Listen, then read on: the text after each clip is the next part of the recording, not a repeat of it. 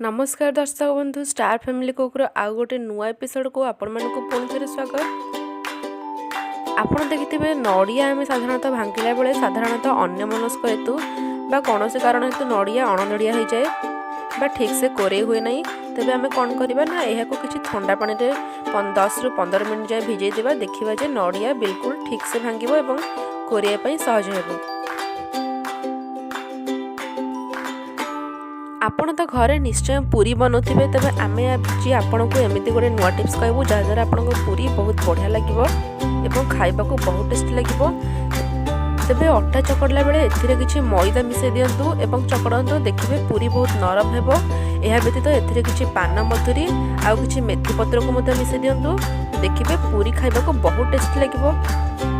जदि आपण माने हम चैनल को सब्सक्राइब करना ताले जल्दी सब्सक्राइब करनियंतु एवं पाखर थिबा बेल आइकन को क्लिक कर दियंतु जहाँद्वारा हमर सब नोटिफिकेशन आपण पाखरे खूब शीघ्र पहुँच पारिबो। आपण साधारणतः रोषेई कला बेले देखिथिबे कौन से कारण तरकारी बहुत पानिया हो जाए और खाइबा को जमा भी भल लगे। तेज जानी रखु कौन करेंगे ना तरकारी जो पानिया हो किसी बेसन मिसई दिंतु।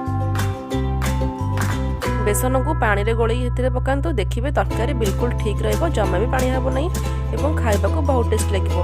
एमती नुआ नुआ टिप्स नहीं आम आपको पुणी आसबू। रहूछु नमस्कार।